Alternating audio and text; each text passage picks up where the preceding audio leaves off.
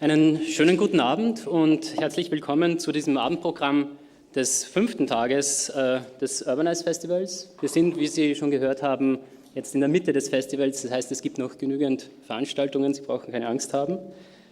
Mein Name ist Michael Klein und ich werde ein wenig hier moderieren oder versuchen zu moderieren und ein bisschen durchs Programm leiten.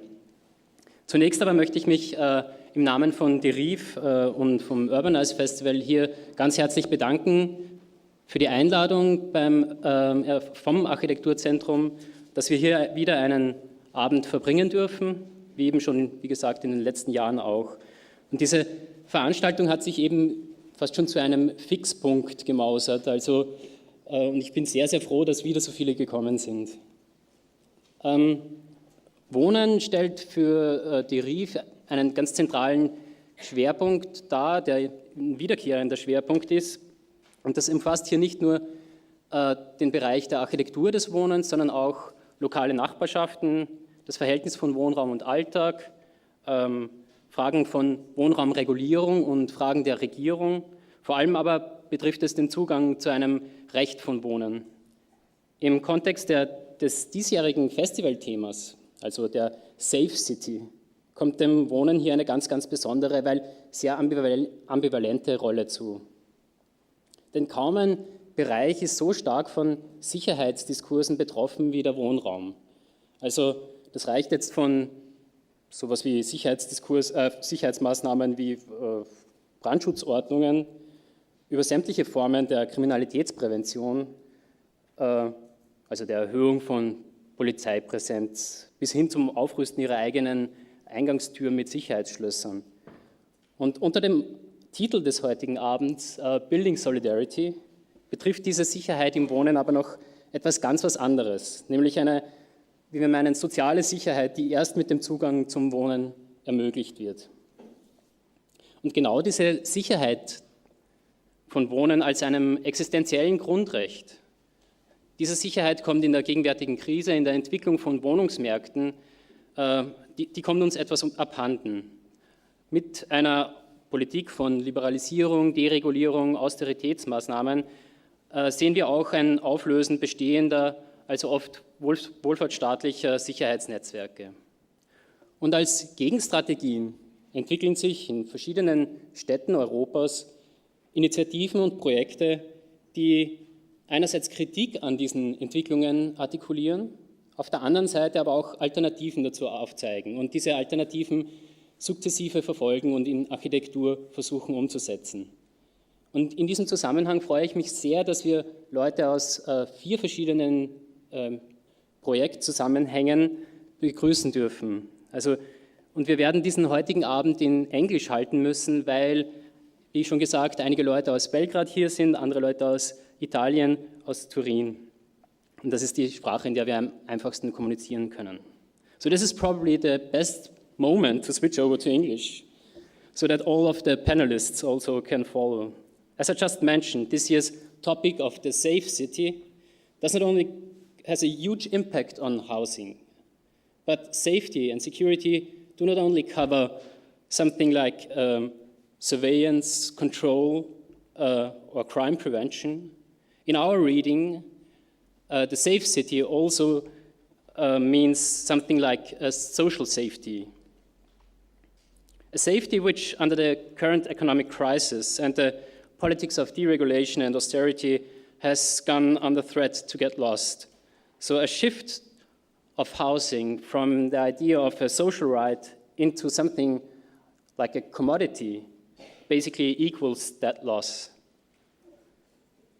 In reaction to these developments, to these current developments, I'm very, very happy to have some of the initiatives here, or people kind of working in initiatives and projects who are kind of trying to develop strategies against these developments.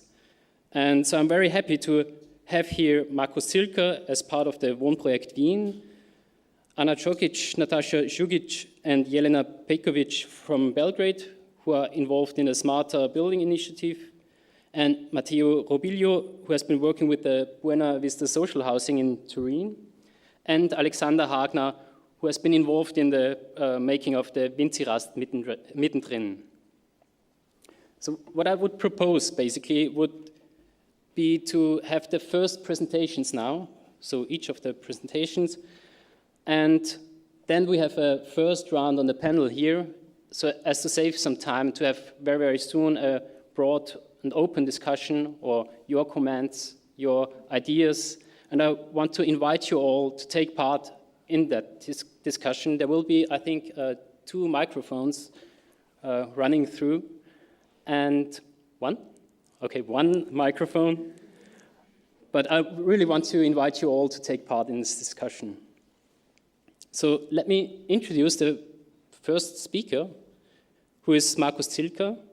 He's a graduate from University of Technology in Vienna. He has been part of the Eisvogel Raum für Architektur. Markus is an architect and mediator, and together with Katharina Bayer, he founded 1:1 Architektur in 2006, an office that has been dealing particularly with residential design, housing, and let's say process design related to that.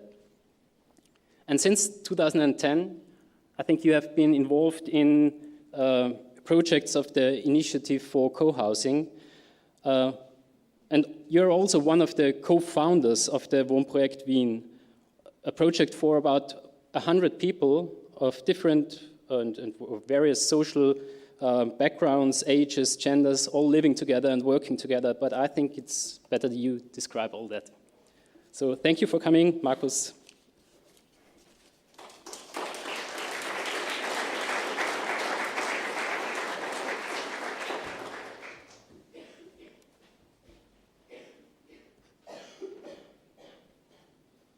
Yeah, good evening, and thanks for the invitation. Preparing this evening, I was thinking about this word Sicherheit, and it's interesting that in English there are much more different explanation and terms for Sicherheit. So I thought a little bit about this difference between safe, certain, and secure, geschützt, gewiss, sicher. And I think we are living in a time where we have to cope with a big uncertainty in many aspects of our lives, of our society. And we often answer this uncertainty with a call for more security. So it's we have to regard a little, or look a little bit more precisely on this term Sicherheit. So what I can contribute to this evening is a very concrete, some very concrete examples of my experiences living in the Wohnprojekt Wien, having founded the Wohnprojekt Wien, and being architect of Wohnprojekt Wien. Before, I want to give a quick overview of a co-housing. So why do I talk about co-housing initiatives or potentials of co-housing?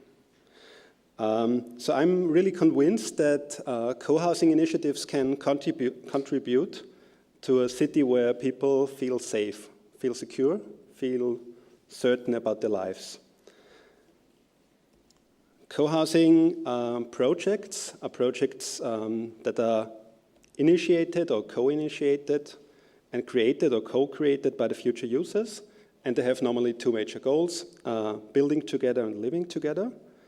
There are different motivations for co-housing projects.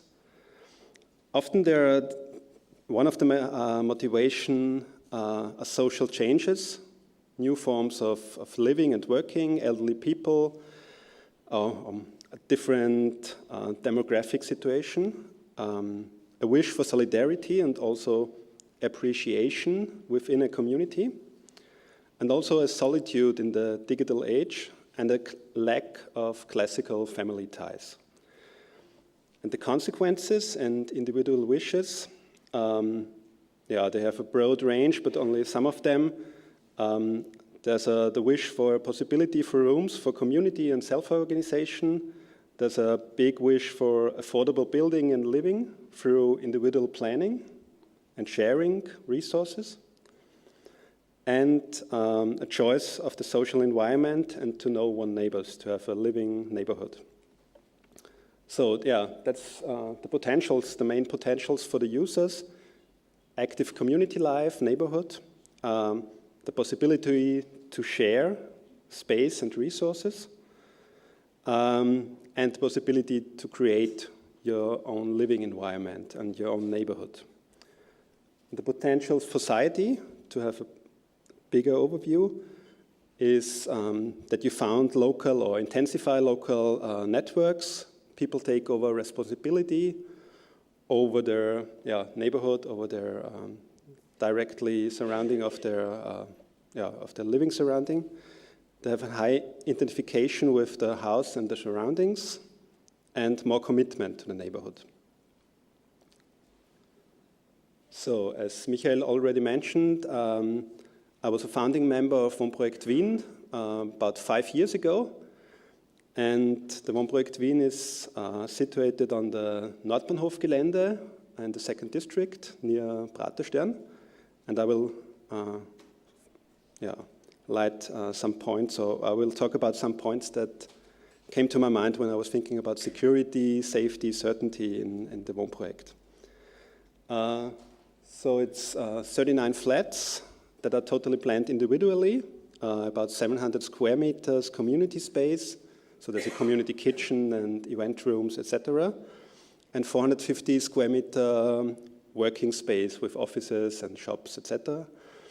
And that's maybe already quite interesting because it was much easier to do a mixed-use house than it is in a normal project development, where developers are afraid of not being able to rent those working spaces or offices in this used building, in this mixed building.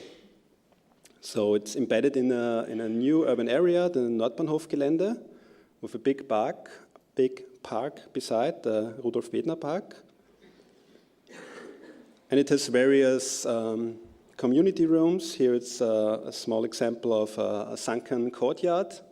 So it's instead of a parking garage, we have a room for events with a sunken courtyard, or the community kitchen, where we have lunch every day from Monday till Friday. So just two or three sentences to the architecture. It was planned totally participatory from the first steps, so from questions of typology till the electricity of the single flats. And this participatory process was possible because we have all the partition walls and inside the flats, but also between the flats. They are not load-bearing, and we found a structure that made this participatory process possible. That was one example of a ground floor plan in the competition phase. So, regarding the process of Wohnprojekt Wien, it began all with a dream of one person. That was Heinz Feldmann, that had the idea that he wanted to live in something similar to the Sargfabrik, and he shared this dream, drinking some beers, and he shared this dream with everybody he knew and everybody he got to know in this time. And then quite quickly, there was a group of 15 people sharing this dream and planning a concrete vision, first of all, before planning a project in terms of architecture. And the vision, we came back after 3 days of vision workshop, we came back with 3 major goals. That was individuality in community, communicative architecture, and living sustainability. So these 15 people, we took part in a developers competition, in a Bauträgerwettbewerb. At this time there were no specific competitions for Baugruppen, for co-housing projects like there are now in Aspern or in Hauptbahnhof. They didn't exist at that time, and we took part in a developers competition, and we could win this developers competition together with a developer and other planners. And we thought about how we could organize such a big group, because we knew these 50 people that were only the founders, and we were asking ourselves, how can we organize a group of 100 people in the end? So we found, or sociocracy found us. That's an organizational and decision-making method developed in the 1980s in the Netherlands. And it's a mixture of basis democracy with hierarchic elements. And for example, we had some teams, we had 8 working groups in the project development, and they had quite different themes. So for example, one working group was for finances and legal questions. One working group was for solidarity aspects, for example. One working group was for questions of sustainability and so on. So there were very different focuses in this big group. And we were working, the whole project development we did in this organizational structure. In the beginning, we had some info events about the project. Then we worked a lot with questionnaires to find out about the needs and the wishes of future inhabitants.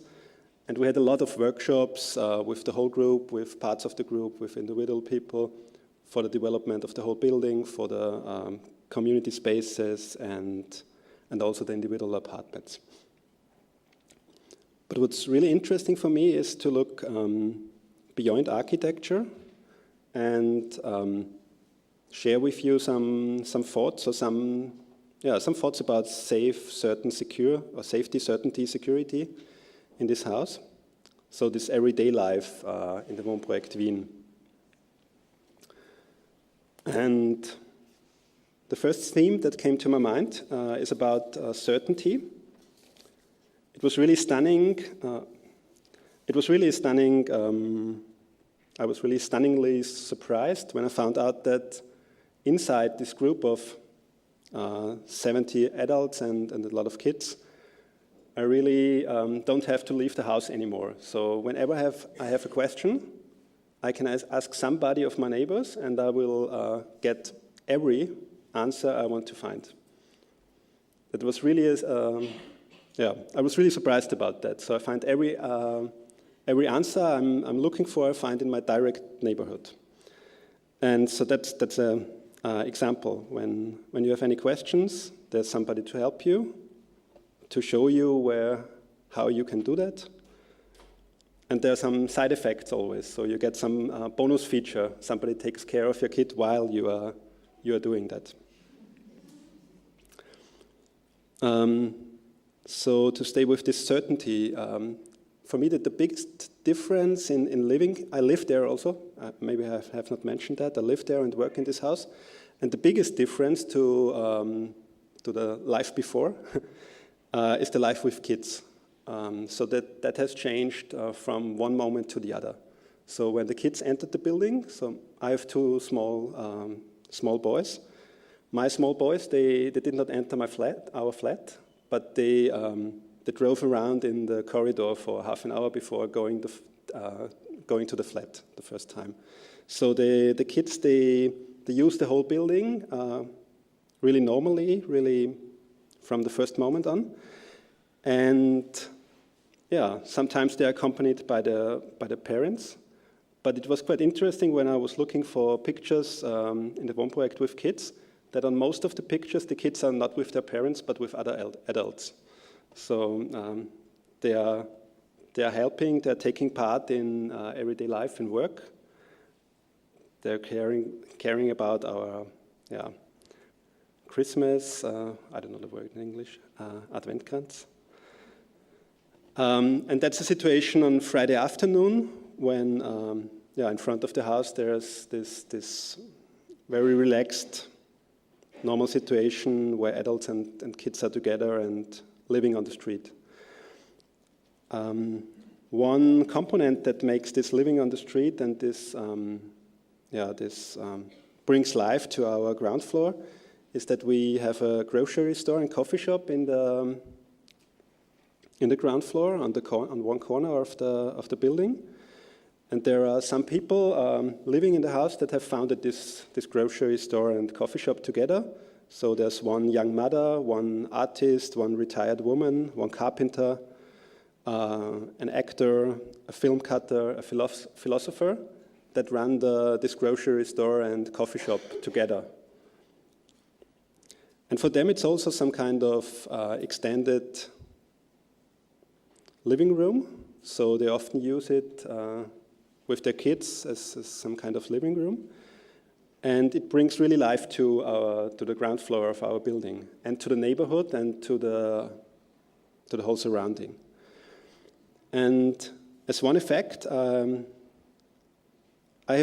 grew up in a small village in Lower Austria with 2,000 inhabitants, and I lived then for more than 15 years in 6th district in Vienna. And we have moved to Wohnprojekt Wien 10 months ago, and in this 10 months I got to know much more people than I ever knew before in my life. So I know maybe 3 or 4 times more people than I ever knew in my life. So we really have a lot of contact with the neighborhood, with the whole area there. Another component for this feeling certain, feeling secure, is that we have a room for events in the basement where we host workshops, seminars, one wedding, concerts, all kind of things. You can have parties there, whatever. So there you can exchange quite easily with the people you want to meet. And when we don't have enough space within our house, from time to time we also do events on the street with concerts, or mainly concerts on the street. And you can always be sure that you can find somebody you can dance with. And maybe that's interesting that there are a lot of neighbors and pedestrians that stop and they listen to the music, or they celebrate with us, or come in contact with some people living in the Wohnprojekt. And of course there are other neighbors as well that keep a certain distance. So it's not everybody, of course, getting in contact. And finally I want to show some side effects. So you can always be certain that there's somebody keeping an eye on your baby, especially when they're so cute. When they're a little bit bigger, then it's maybe different. You can always be certain that you find somebody to party with. You can be certain that you can find somebody to talk to, no matter where or when.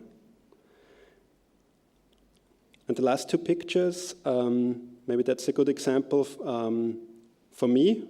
That's inside the grocery store and coffee. So for feeling secure and at the same time bringing life to this urban neighborhood. Having this secure or safe environment and bringing this life there. Yeah, and we hope that the life inside our building, and especially the ground floor, reflects on the surrounding and has an influence on the surrounding as well. Thanks.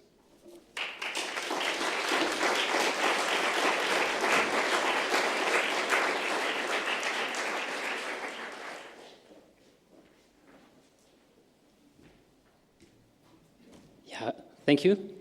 I want to briefly introduce our next speakers, who are Anna Zugic, Natasa Zugic, and Jelena Pejkovic, who are all architects and coming from Belgrade, and they have been involved in a smarter building initiative, which is basically part of Who Builds the City platform. This initiative, this platform, also called Co-Gradigrad, has been working together since 2010, and it was initiated by the Cultural Center Rex, by a political theorist called Markus and by Stealth.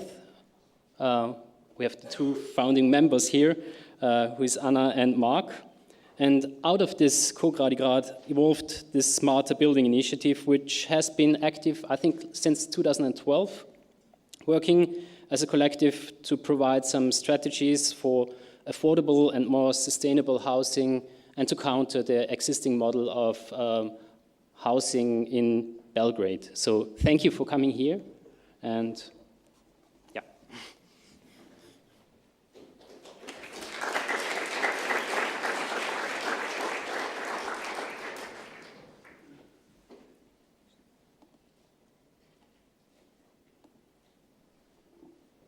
Well, good evening, everyone. Thank you to the organizers for inviting us, and thank you all for coming. My name is Jelena, and you will also hear from Anna and Natasa, and we also have Mark here because we really care about the gender balance, so he's representing the minority this evening. You heard from Markus a little bit about the Smarter Building Initiative. Basically, this was an initiative that was starting in response to the problems of housing at the moment. Most of the options that are there are not open to very many people, and we believe that availability of housing is a social construct and not something that's a natural fact, and that therefore it can be changed. And we'd like to work on changing it so that the housing is available to many more than it is right now.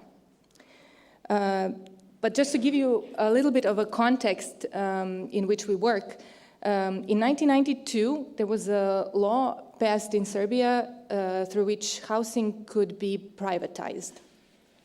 Up to that point, that was not possible. At this time, it became possible. The housing stock that I'm talking about that became privatized in the beginning of the 90s was built in socialist Yugoslavia, mostly 50s onwards, so after the Second World War and then onwards. And the idea at that time was that housing should be available to everyone. Everyone had the right to housing and everyone got an apartment to use.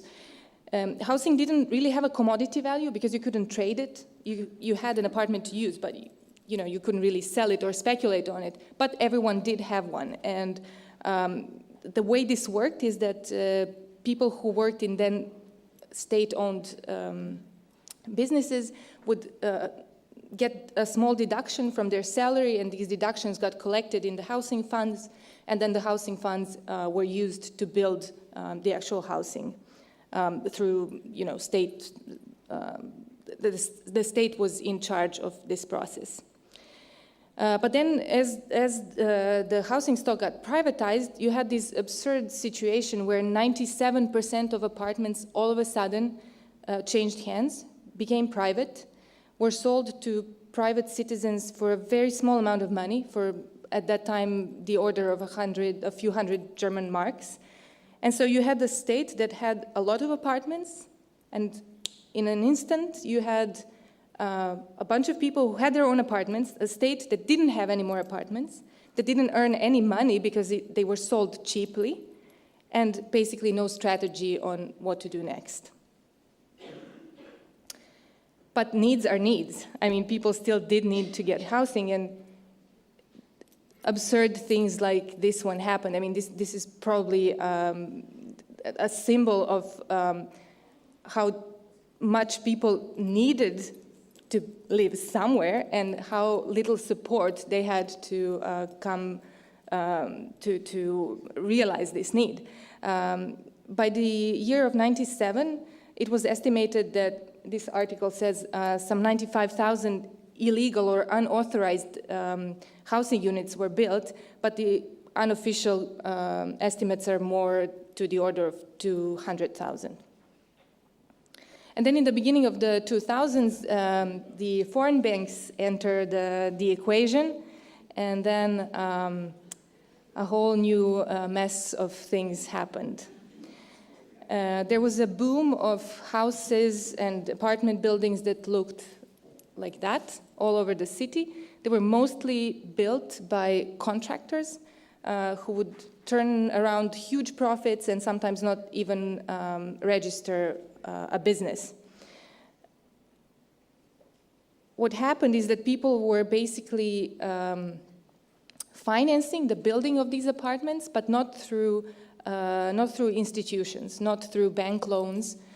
They would put in their life savings into these endeavors by various contractors around the city, and would basically really hugely risk their life savings to get their apartment.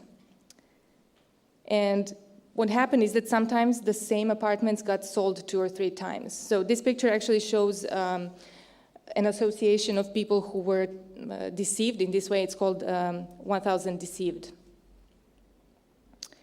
And just to give you an idea of why someone would act in this seemingly erratic manner, to avoid institutions at all costs, to get their housing right, the average household income, so not personal but household income in Serbia, is about 520 euro per month. And the range of prices, this article says that the average price of an apartment is 1,400 euros per square meter. So this gives you an idea that this is prohibitively expensive for a huge range of people. And at the moment we have up to upwards of 140,000 people who rent under really unfavorable conditions, and many people who are already in their 40s are forced to either live with their extended families or just not start a family at all because they cannot move out. And to make things, even more sinister, this is an ad from a bank that says, this cute little girl says, "Do you also have your own apartment?" So it's like really, you can decide for yourself. In 2011, we had something, the state began building apartments again on the land that was theirs, and these were supposed to be the non-profit apartments. But of course, it turned out they cost only about 100 euro less than what was sold on the market. So the state was sending a very strong message that really the profit-driven market model was the only model that could be. And by the way, all the prices that I'm talking about, these 1,400 euro, 1,300 euro, these apartment prices are constant for years now, and the housing market is a market. It doesn't seem to be following the real rules of a market, and these prices have more or less been independent on the actual demand.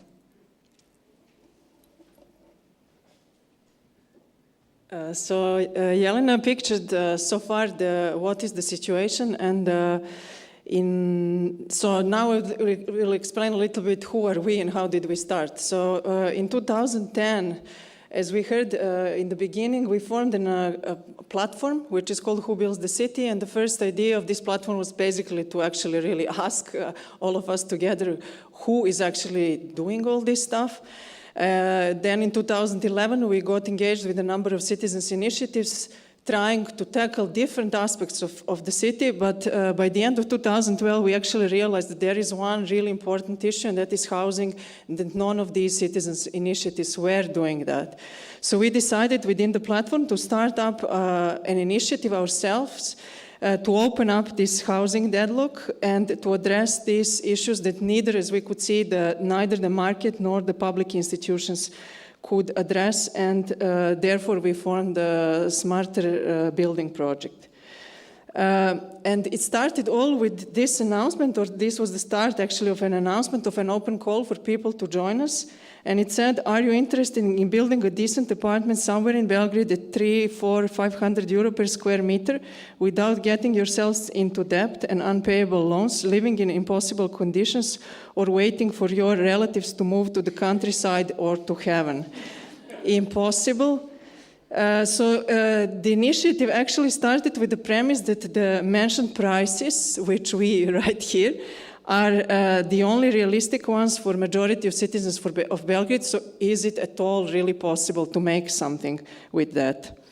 So the Smarter Building is open to people willing to jointly engage in a smarter way by planning collectively, investing responsibly, and here we think not only in finances but also their time, work skills, of course, financial resources, and also building intelligently. And the name smarter building actually plays with the notion of smart house, which is connected to technological advancement and also like sustainability issues, and wants to say that actually housing is a collective process and much more a social response that we need than smarter materials and energy efficiency, although we will come to that as well.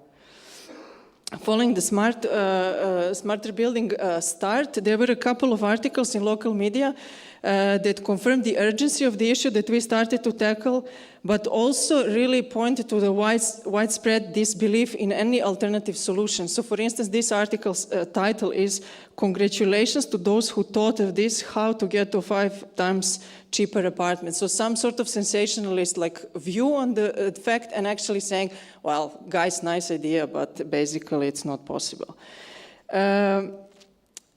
So at the very first event in the end of 2012, there gathered about 30 people. So what were the motivations to join this endeavor? Except predominantly existential reasons, lack of own living space, and awareness of, as people said, mortgage is taking us into slavery, or professional interest among architects. As you can see, there are 4 of us here who are all architects. Political motivation actually proved to be a main reason to join forces, and actually the project is in a way meant to be an emancipatory project which will actually make it possible for people to not just to realize some housing, but also really to understand that it is possible that they can act in this domain. And as someone says, we need really to be persistently crazy and courageous on this way. And that also connects to reserves of why we have to be courageous and brave. Because the reservations among the group in the beginning were like, we on one hand would perform the job of the state. On the other hand, we might be with this attitude in a way too subversive, which would make the project not necessarily supported by institutions.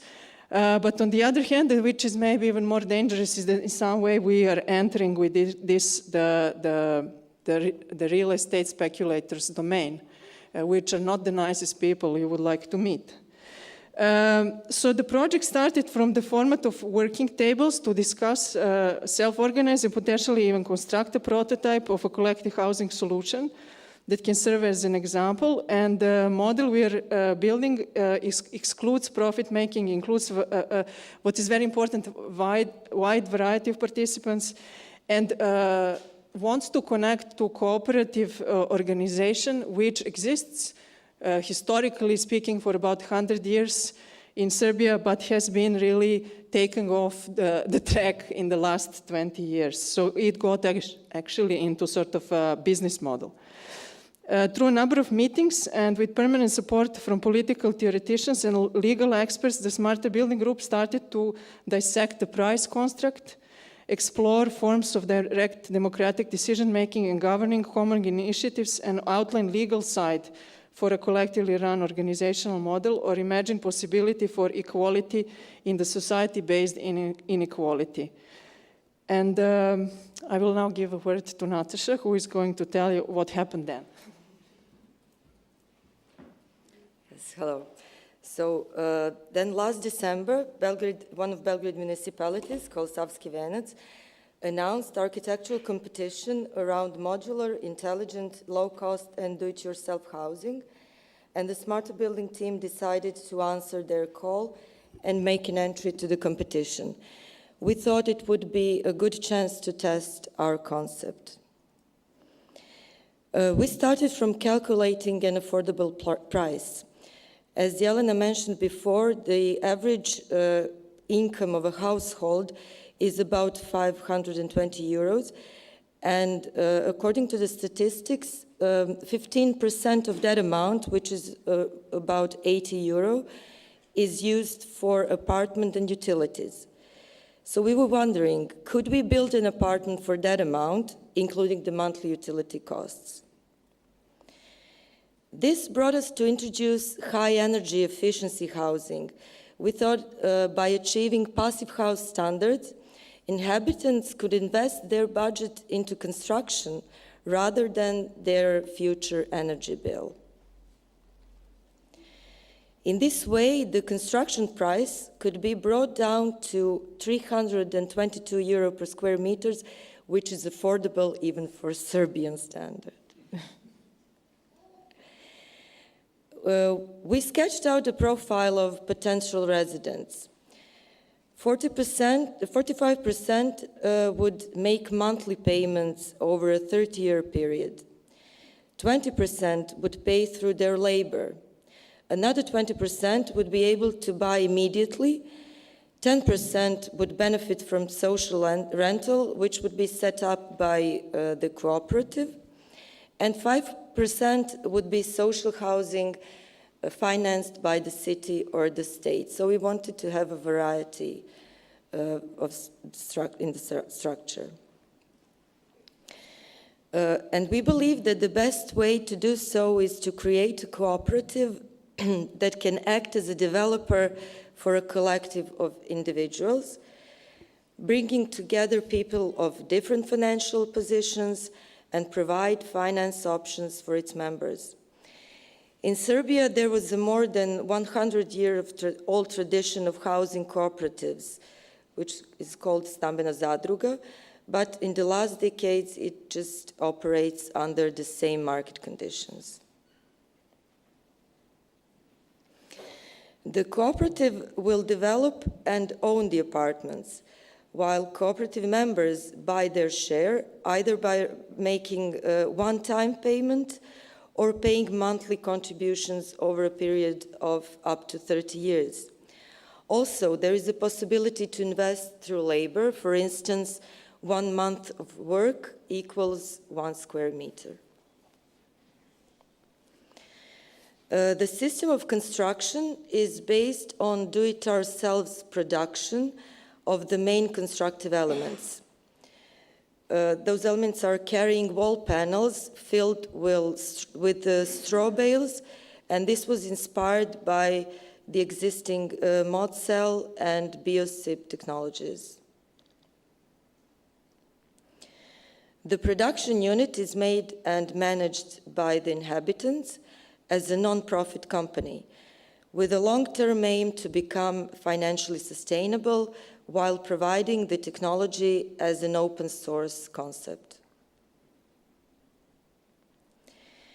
By using a cooperative to act as a developer on behalf of a group of individuals, we could finance construction of blocks of an optimal size of 40 housing units at a time.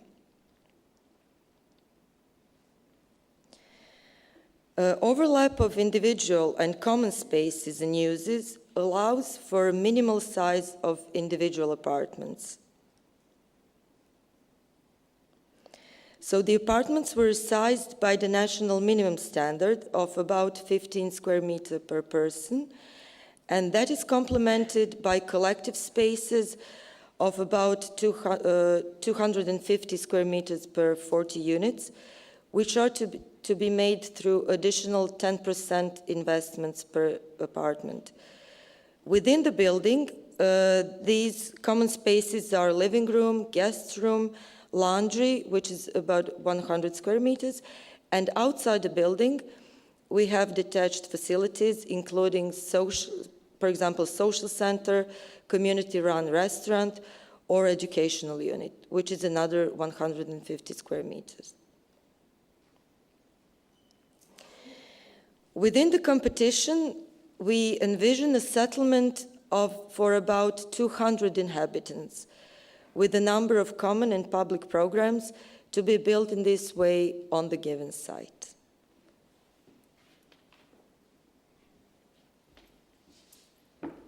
And I will briefly conclude by saying a few words about what the next steps need to be if this is going to happen. This is a picture of the group trying to look for sites around Belgrade, and we very quickly realized that if we were going to find sites that are at the price that we can afford, they're going to have a catch. They're either going to be, at the outskirts or landslides, or something's going to be wrong with them. unless institutions get involved or get restructured. So what are the steps that need to happen? We were talking about these prices of about 1,400 euro per square meter, and then that we reduced them to something around 322. So even if you exclude the profit, there are other things, other costs that need to be reduced if this was going to work. One is obviously the land cost, and right now we're thinking about options such as long-term leasing or some form of a community land trust model that's really now not existing in Serbia, or purchasing at a reduced price in some way. The second one would be the reduction of taxes. There are a number of taxes that follow the building project, and if we could negotiate a reduction of these, then that would contribute to the reduction of final cost. And finally, the starting capital, how to get the starting capital without being trapped forever in debt. And one thing we're thinking of here is that maybe the cooperative could be a form of a credit union, so that the cooperative could actually help people invest or put money into building. And finally, perhaps there could be a way of getting loans with very low interest rates.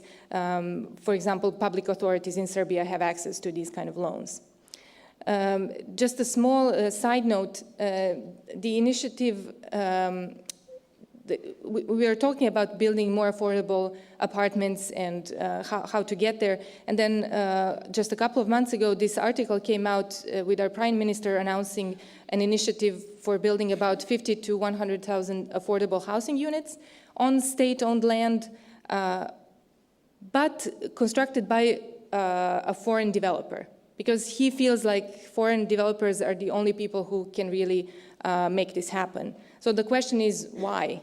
If the state is going to reduce the cost of land and the taxes, why is a foreign developer the only entity that can pull this through?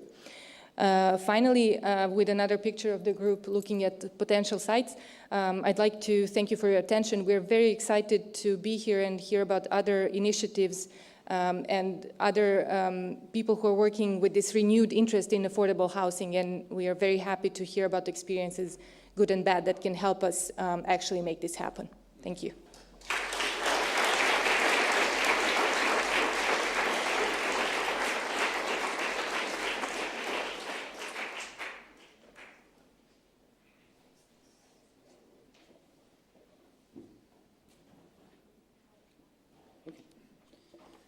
So I want to introduce our next speaker, who is Alexander Hagner from the architectural office Gaupenraub. He's an architect who studied architecture here in Vienna at the University of Applied Arts with very distinctive teachers, I think Johannes Spalt and Wolf Brix. Since 1999, Alexander has been working together with Ulrike Schadner under the name Gaupenraub. And both of them have a background in teaching, but also in doing design and architecture. So, for example, they have built a highly rewarded egg museum for the artist Wanda Bertoni, or, for example, the production center of Klosterfrau Melissengeist. And in addition to these projects, for more than 10 years now, they have been involved in projects for socially marginalized people, such projects as Winzirast, overnight accommodation, or Winzirast mittendrin, the Winzirast Quartierhaus, which is a co-housing project for, and even more, for students and former homeless people living together. So thank you for coming, and I'm very curious about the presentation.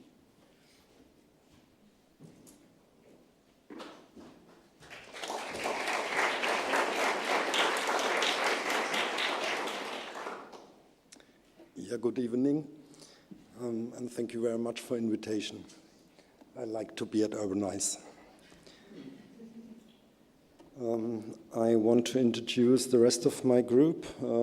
At least it was the group when we did the project I will talk about.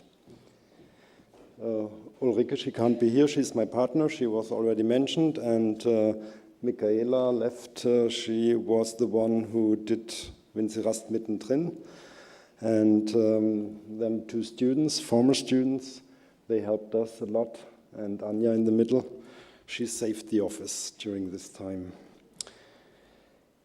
I should go on, yeah. Security, for me, the first question was, who is afraid of whom? What is going on? Why do we ask for security, for more security? In the radio yesterday, no, it was on Sunday, it was said that in Vienna, for example, we are more secure right now compared to the last years. But in fact, everybody is more afraid. For example, this man, he might be afraid, or let's say he protects himself from the weather by this bridge which is running above him. But he's also protecting himself by the traffic, he told me, from the rest of society. Those are, for example, afraid very much about a project we would like to realize in Hetzendorf. It's an emergency accommodation we have planned there since 7 years, and we didn't succeed yet. And yeah, they are afraid of having such a thing in their neighborhood. And at the last meeting we had with all the neighbors, I was asking myself afterwards, there might be a reason, or may there be a reason to be even more afraid if Vienna wouldn't have any places where people, for example, who are homeless could go. This is a very interesting man I met in Berlin. Yeah, and he seems to be, or at least when I talked to him, it shows up that he was quite a long time homeless, and I was a bit scary about him, I have to say. But what's the alternatives? Even in Europe, this is an example from London, gated communities are coming up more and more. And yeah, we need to ask ourselves the question whether this could be or should be the future we would like to live in. So if special groups of the society start to close them out from the rest of the society. So now the small red dot, it's where we are. And the bigger is where the project is, so it's quite close to the center of the city. And this house, it's for sure a complete different situation because it's in the middle of the city than it would be somewhere on the edge of the city.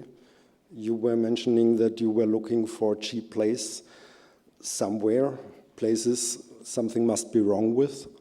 And yeah, this is a place in the middle of the city, close to the subway, close to the university, close to everything. And we had the opportunity to do there something for homeless people. How comes? In the year 2009, students were not happy with the conditions they had to study under. So they occupied the Audi Max in Vienna. And looking back to this time and to what happened from today's point, it seems like normal what happened, but a lot of homeless came into this place because it started to be winter time and it was cold outside, and the more homeless went into the Audi Max, the more problems came up at the same time. And some students, they thought a bit different because they asked the homeless people who went there to help them by copying flyers, for example, for the next demonstration, by helping preparing the meal. And yeah, interacting like that, it shows that there was less alcohol, there was more felt responsibility, and yeah, the conflicts were less. And having this experience after the end of the occupation of Audimax, a few students luckily had the idea to save this kind of friendship into a future time. They found this house, and for us it's very interesting because it's a house on the corner, but it's not enough. It's also quite exposed because it's from about 1820, and the streets were more narrow at that time. And I liked this house very much from the beginning on because I knew it. There were Kinderwagen sold and produced inside, and I haven't had children at that time, but I knew it because of its position. And so I liked very much the idea to have such an exposed place to do something for homeless people and for a kind of social work which usually is covered or hidden somewhere. And what we did at first was that we made a flea market there, not only because there was a lot of stuff in the house which we had to get rid of, it was also to communicate. I think this was one of the best things we could have done to show all neighbors we are the persons behind this idea. It's just we. You can talk to us, you can ask, and you can tell us your fears if you have some. And yeah, we needed 3 years to open the project, and during these 3 years, nobody was telling us about being afraid of this project. We need to tear down the roof because we couldn't use it for what we wanted to use it. We made a new rooftop and we did a new vertical and horizontal circulation. And we decided to put the surfaces which communicate with the town into more common places. And the private ones we tried to put in the back part of the building. Also in the section you can see that. And yeah, what shows up, the students wanted to do something like a Tageszentrum, a daytime place to work with homeless people. But this house had got 1,500 square meters. And we immediately thought about living together there could be an option too. And what we did was we put shared apartments into the house, mostly of them with 3 people. So it's mixed, students and homeless, sometimes 2 students, 1 homeless, 2 homeless, 1 student. And this together on each floor 3 times. And then we had something like a common space for all more or less 9 inhabitants of 1 floor.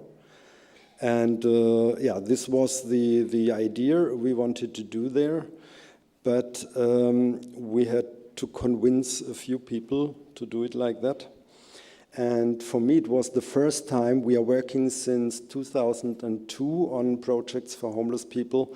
That this was, for example, the presentation at the Bezirksbauausschuss. It was some kind of political, local Ausschuss.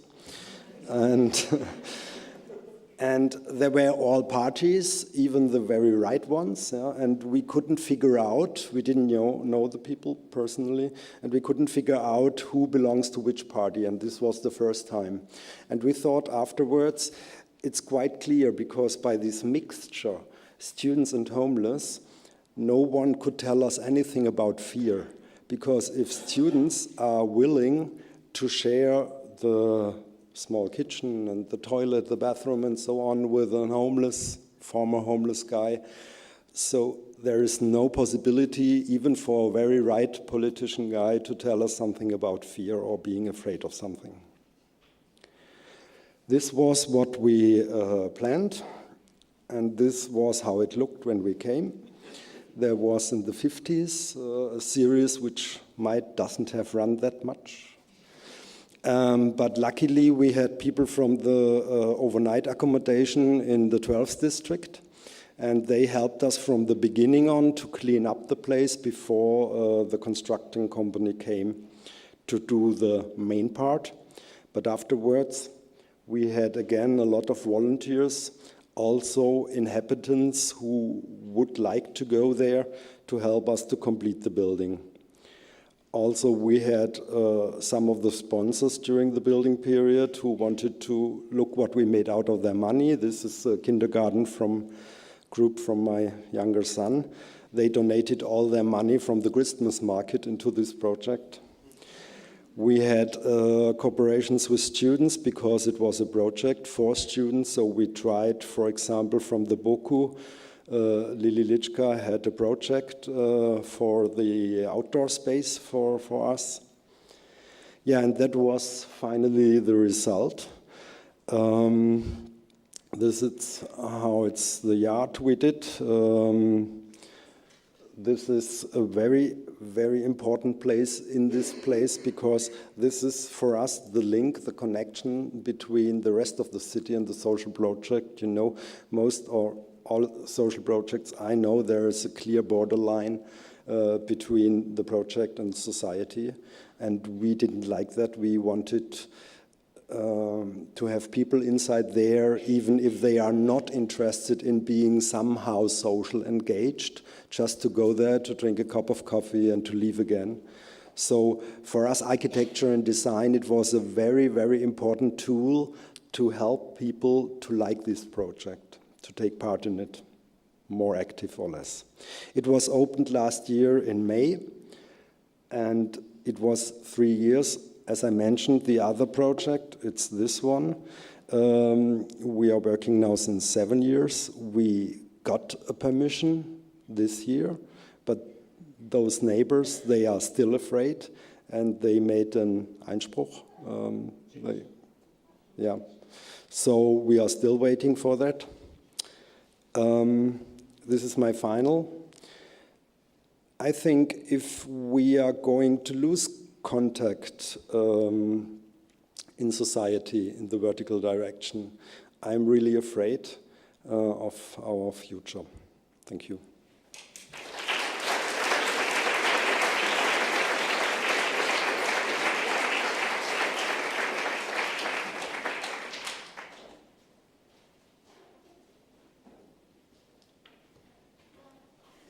Thank you. I want to introduce our last speaker here, who is Matteo Robiglio. He's an architect and urban planner from Turin, Italy, where he's also a professor for architecture and urban design at the Politecnico. Matteo was a founding partner of Avventura Urbana, one of the very central planning and architectural companies for participatory urban planning and design, working them with from 92 until 2011, when he founded, together with Isabelle Toisson, the architectural office TRA, which is basically dedicated to community design. And they have been involved in a project called Buena Vista Social Housing, which I guess will be part of your talk. And I want to thank you for coming here. And yeah.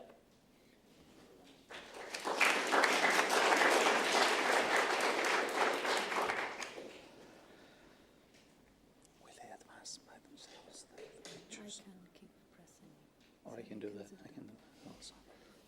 Okay, just wanted to have good evening, everybody, first, and thank you for being here. Thank you also, Angelica, who was the link between us and Ur5anize, and we are very excited to be here this evening.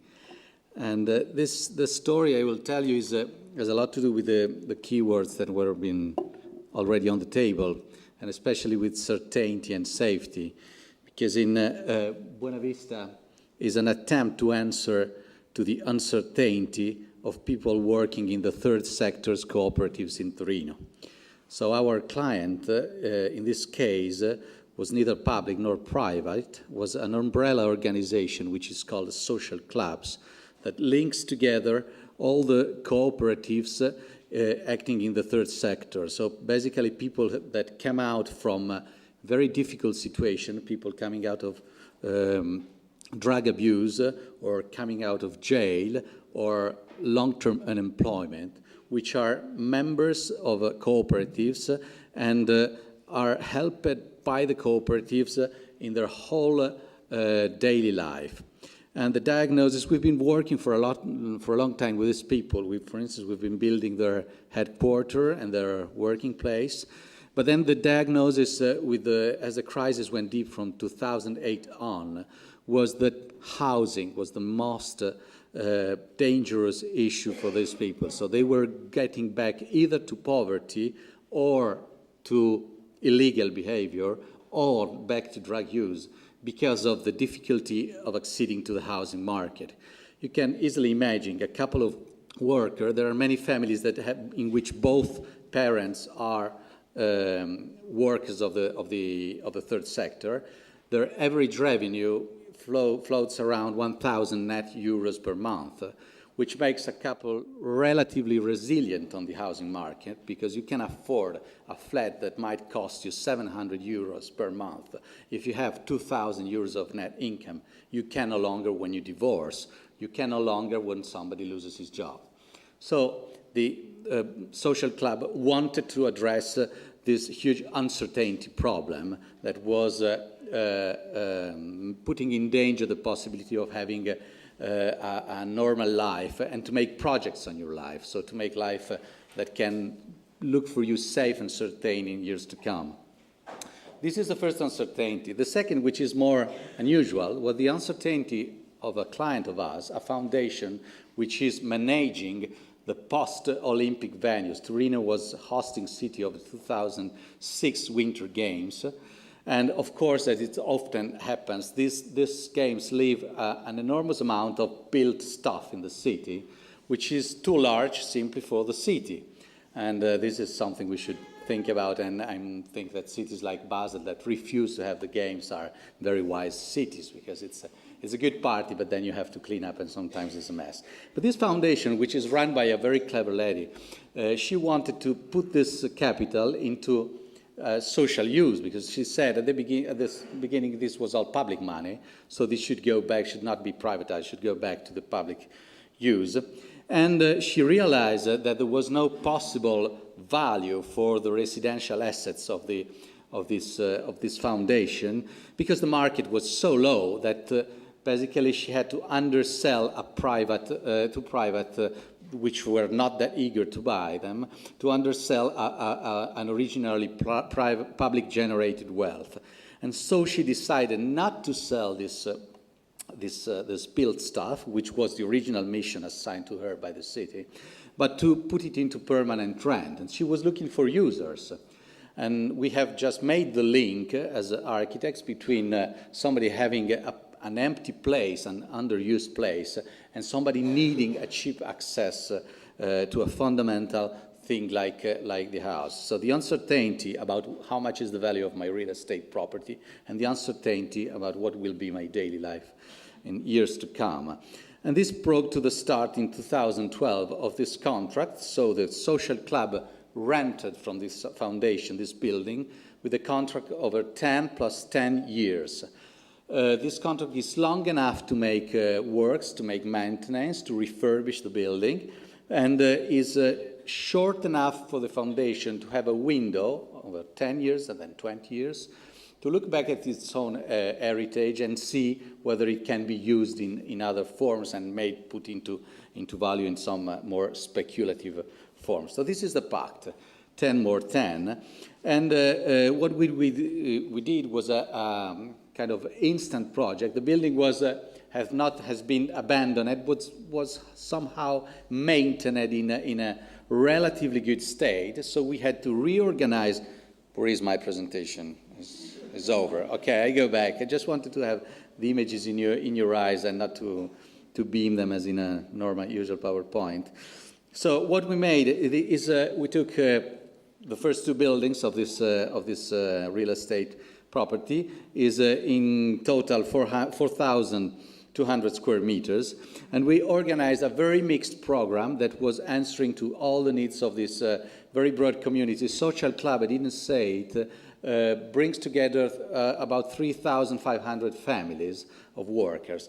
And so the program was flats for families, flats for single mothers with children, flats for workers, mainly male workers who had divorced, and divorce is currently in Italy the main cause for poverty, because you can imagine if you stay at the figures I told you before, with 1,000 euros you cannot pay 600 euros or 700 euros rent for your flat. You fall back into poverty.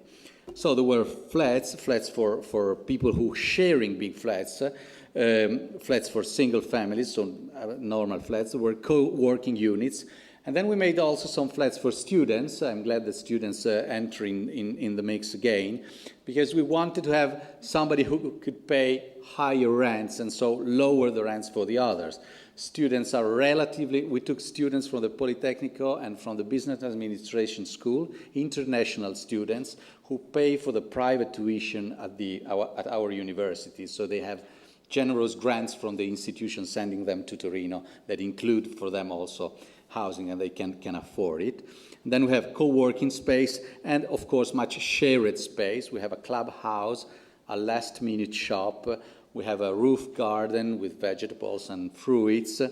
We have children facility. We have a laundry. And there are also services which are immaterial, like, for instance, for immigrant workers, help with papers and with bureaucracy and all that stuff. It's been relatively easy to refurbish this building and relatively cheap, because we have been cheap. I mean, it costed about 70 euros per square meter, so it was a very, very light refurbishing, employing much self-work, so people from the cooperatives were working, and materials were also provided. Some cooperatives, for instance, work into recovering scrap furniture, and we took this furniture, we refurbished it, and we reuse it for making the clubhouse, or for furbishing all the as furniture for all the shared spaces. The average rent is the contracts are long-term contracts, so 4 + 4 years, and the average rent is about 350 euros per family for a 65 square meter flat with terrace, so kitchen, lounge, and double room with one bathroom and terrace. Is 225 euros for a single worker in a co-housing unit, so 3 or 4 male or women workers sharing 2 bathrooms, a kitchen and a lounge all together, and each of them having a single room. So it's relatively cheap. It's between 35 and 40% less than the average market price in the same area, and so it's permanently affordable housing, although the area is well connected with public services and relatively central.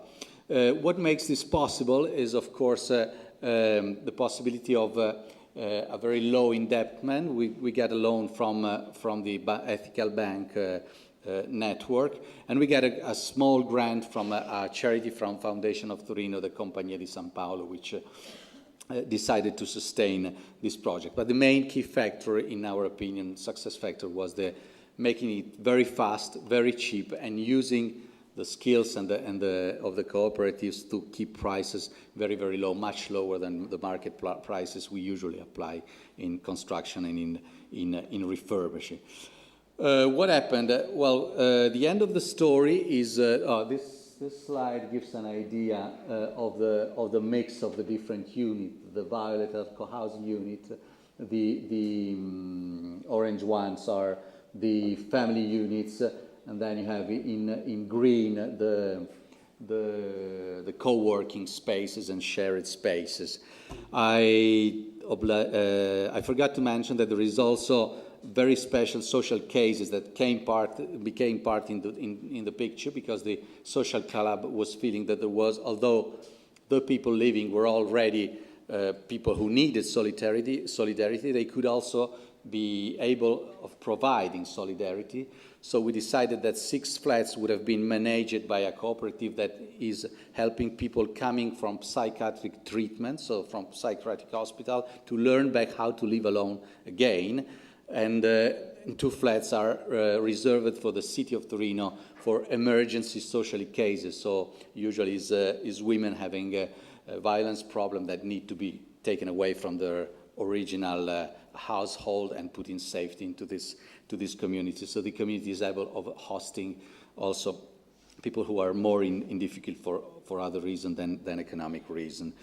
We currently have 100% of occupancy, which is much more than our expectancies. We pay the rent and the property. The property gets 2.5 euros per square meter per month. So each year is quite a good revenue, and of course got rid of all maintenance and safety problems which always go along with an abandoned or underused building. And at the beginning, when the administrative board of the foundation was proposed this project, part of the members thought that this was not a good deal. After years of crisis, I think that now everybody of them is convinced that they made a good move. Other buildings in the same area, which have been sold by the city of Turin to a speculative fund, are currently occupied by 400 Ethiopian and Somalian refugees, and they are going a completely different destiny. Somehow they respond to a social demand, but in a completely unmanaged way, which is both wild for the property because the real estate asset completely loses its value, but it's also very, very hard for the people who occupy because, of course, inside this illegal movements, small mafias and violent behaviors start to happen. So this is, to us, is a model of what could be one of the possible future of our cities, in which in many cases we feel that in the next future at least, but I'm afraid also in the long-term future, or maybe I'm happy of, real estate value no longer will meet any use value comparable to their level. And so I think that more and more properties, especially public properties, will face the problem no longer of finding capital gains, but of finding people using them and producing some small value each month, and not, as was foreseen before, a huge gain in a single shot, as it always is in speculative and financial real estate. We decided then, after this experience with a friend of Social Club, to found a non-profit organization devoted to this theme that will be legally founded on the 14th of October, so next week, which will be called Homers, and which is currently checking around Italy at the moment the availability of public-owned, underused building to propose the same business or social business model to other municipalities and other real estate owners. Thank you for your attention.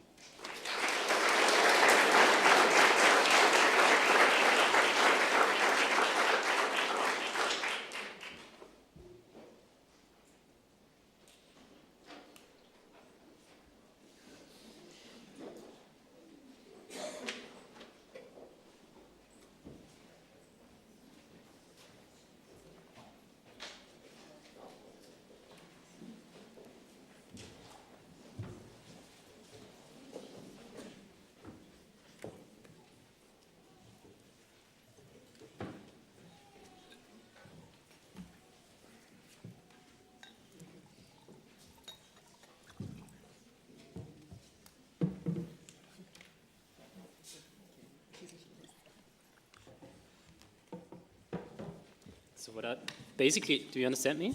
Yeah. So what I basically want to focus on in this first round is a little bit to look at the the projects in their respective context. So I have to admit that I'm sometimes a little bit skeptical when it comes to, let's say, cultural or social projects trying to kind of taking over political issues, kind of releasing the public or the state from responsibilities and kind of, particularly in the case of right to housing. So in what sense, somehow, do you consider your projects as an alternative? Is it a complementary strategy? Is it something that could replace the existing model? Is it something that allows you to somehow radically rethink the idea of welfare distribution? Maybe Markus, let's start with the idea of the neighborhood as an. I think that the local neighborhood is the kind of the basic strength of the project. Do you think that somehow this can, in what sense does it reflect the existing model of housing distribution, kind of the normal production of housing? In what way does it answer to that? And in what sense do you think that kind of co-housing could contribute to the existing models, to the existing model? Could it be extended for that field? And where are the shortcomings also? Well, as I mentioned, I think there's a big lack of social relations in our society, and we miss this classical. Maybe we don't miss the classical family ties, but we miss this feeling embedded into a social structure in our society, and there's a big wish in society for more neighborhood and for more relations in the direct living surrounding. So, and co-housing reacts to this lack and to this wish. And there's a new survey done by Gallup in Austria, and concerning the potential of co-housing in the society. And it's brand new, and 38% of Viennese inhabitants can imagine to live in some kind of co-housing initiative. So it's really a broad wish, and maybe only 0.1% live in such surroundings. So I think this focus on neighborhood initiatives, on neighborhood help, on stronger social relations, they have an effect on the other housing market as well, because some strategies that, or some parts of our project, or some parts of our, or some strategies, you will find similar strategies in normal housing, normal subsidized housing in Vienna nowadays, but not in the free financed housing. So it's complementary.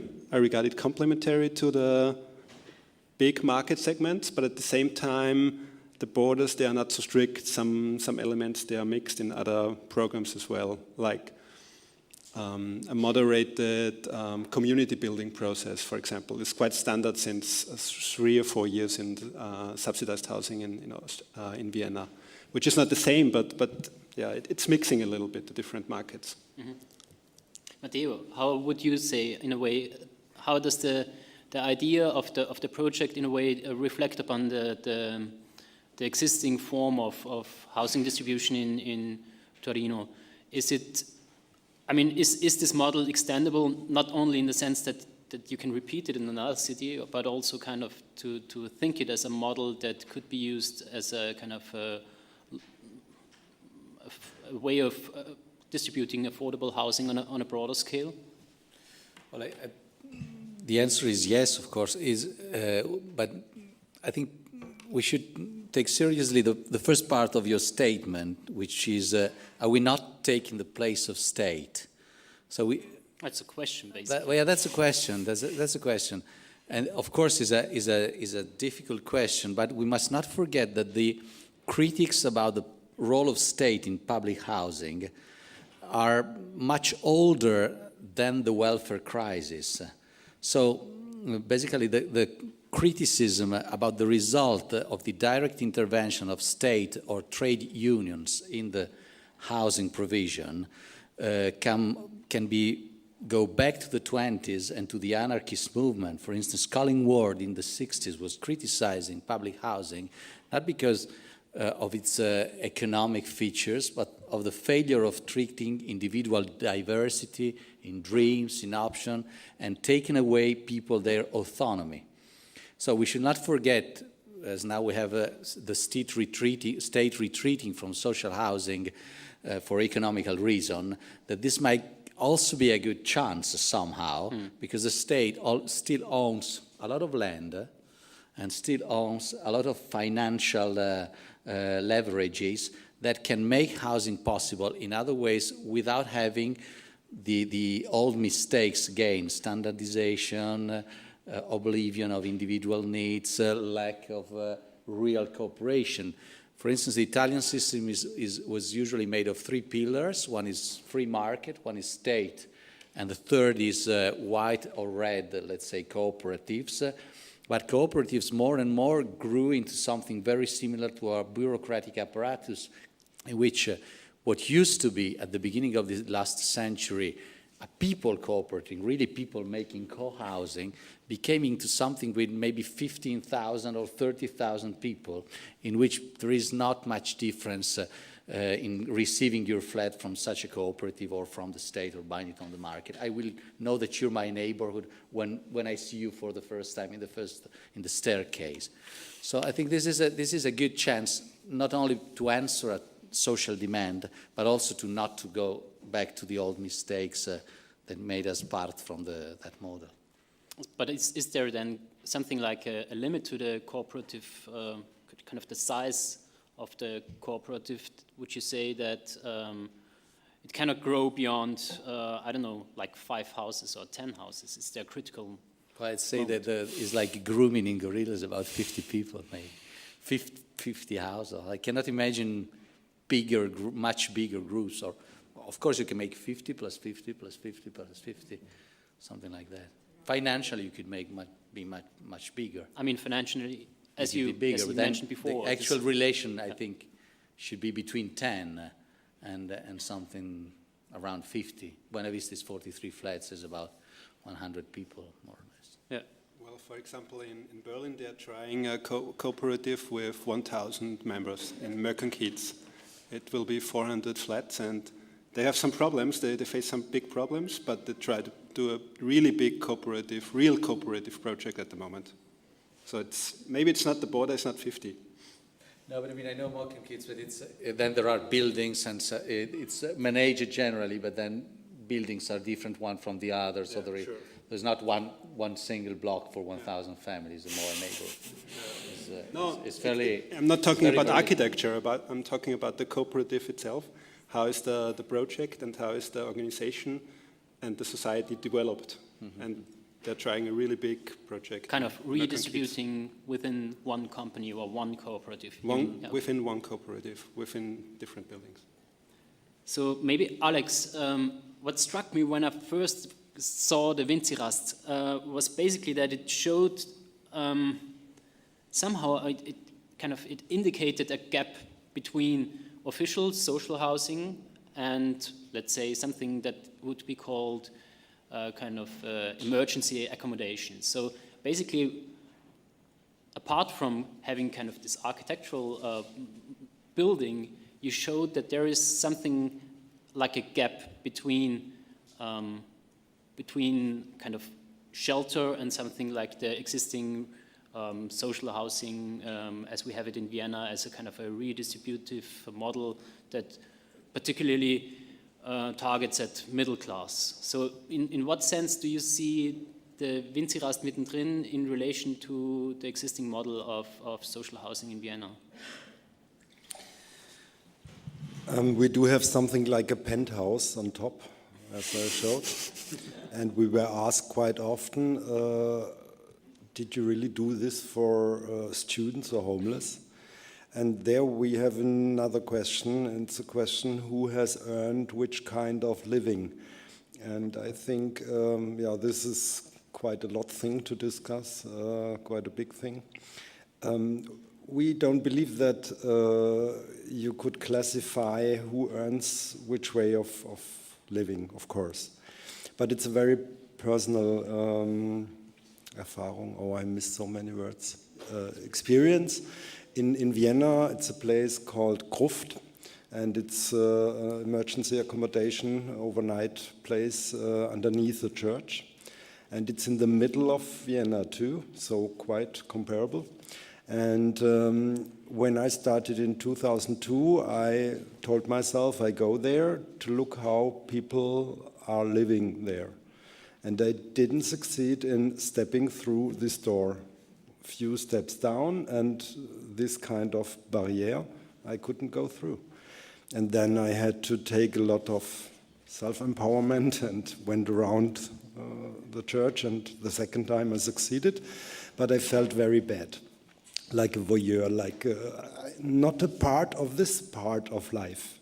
And at that time, it was not a clear decision, but I knew that if we are going to work, it doesn't matter for whom, it's our scale we are working on. It's not the scale of I don't know, stigma or the used scale, whatever. And the opposite is, as I mentioned, it's in the middle of the town, so we feel some kind of responsibility to the rest of the town. For us, projects, any project, especially ours, architecture projects, can only be symbiotic projects. It shouldn't be any architecture, any project, any living or office, whatever, some kind of parasite in the urban system, I think. So, and to be part of something, I think you should, if you stay at home and you are be part only of your family, you may keep your jogging trouser and your old t-shirt. But if you want to go out, and you put different clothes on, don't you? So I don't think that every project has to have this kind of Anspruch of, help me? Ambition, yeah. But I think some projects with this ambition should exist. And it's open now for 1 year. There are so many requests from specialist students from Germany, from Austria, and even abroad. They want to do something like a semester project, their diploma, their whatever about students and homeless, and I like it so much because I think you can help people to take part in something, or you just can, like me in 2002, keep people out from something. But the project was not financed by the existing model of kind of cooperatives? Not at all. I think this is quite interesting. I didn't say that. Winzirast decided from the beginning on to go their own ways. So it means not to take money from the town or from any official part. Because if they would take money from Vienna, they have to overtake the rules from Fonds Soziales Wien, FSW. They say how to deal with, for example, homeless people. And that's why a lot of Viennese places look like they look, because this is part of a program. And they wanted to be different because we are convinced that a town like Vienna, bigger or smaller, it's per se diversity, isn't it? For all of us, it's diversity. We can go take a coffee there, live there. But for them, they only can live in this kind of structure, Fonds Soziales Wien set, which should be. I understand that because they are responsible for the official money. So they need to have some levels which should be there in projects where they spend our money. But if you have only such projects, people who can't afford normal living, you don't give them this typical urban thing, heterogeneity, diversity, and I don't like that. And what I see in all of us, what I like, we are talking about responsibility of government, whatever. I felt those part behindern, preventing me, us. But it can be different, of course. But yeah, I don't believe in that. In what I do believe is in self-empowerment. So we are watching television, we are proclaiming all bad of the world. Yeah. It doesn't matter where we look, everything is that terrible, and we could always proclaim, and I felt myself helpless, until the moment I started to work on projects in my neighborhood, which I don't like. And so we are talking about safety, security, and so on. If we would try to come into contact with things maybe we are a bit afraid of, this, like, I mean, you are working quite engaged in things you saw in your neighborhood. You are not working in Africa or wherever. So I think this could be one strategy. To make the world more safe. My question to you, Anna and Jelena and Natasa, listening to your presentation, what came to my mind was that the former state of the Republic of Czechoslovakia had this idea of workers' self-empowerment, this kind of idea of self-management, I think it's called. In a way, is there something that one could learn out of that? And in what way did it relate to housing? I mean, I know it was basically factory-driven, I think, but is there something, because it reminded in a way that self-building kind of this, or kind of focusing particularly on the specific need of the individual dwelling person, could somehow bring some involvement that an historical model already gives some information. Well, there is, we strongly believe that there are lessons to be learned. And there were things about that model that are totally applicable today. And like Matteo was saying, there are so many lessons we could learn from things people already did. The form of cooperative we're talking about is loosely based on the model of cooperation that used to exist not so long ago. I mean, this was not 300 years ago. So, and to go back, I'm sorry, I have to go back to this idea of, are you taking the job of the state? It's just like, yes, maybe, but I don't see why not, you know, if, and the idea of self-empowerment, if that's a way to improve things, then sure, why not? But I don't know, is your question more about how that system used to work and what we're imagining, or what? No, I'm basically, I was just kind of interested in if there is a link, or if there is some idea of taking it, and if there are basically some historical models of, I just know the Lefebvre idea, but... Well, there used to be this model in which the workers financed the production of housing, where basically to make it very simple, whatever you would earn, some small amount would be deducted, and that went into the housing funds, and then the state constructed. And then also the workers, the workers contributed, like they actually did the building. And especially the closer it was to the Second World War, the more that happened. So, you know, this was a way of also, I believe, taking matters in your own hands. The idea was you're doing something for yourself and for everyone else. And I think this is definitely something that doesn't lose relevance today. can you do something for yourself as well as for what's around you? But maybe just to add to that, there is one interesting example, because the housing that was realized until the end of the 80s was done through these funds, and it was invested by the workers, and as Natasa just said, workers was basically everyone. You would be a cultural worker, a university worker, whatever, everyone was a worker of different kind.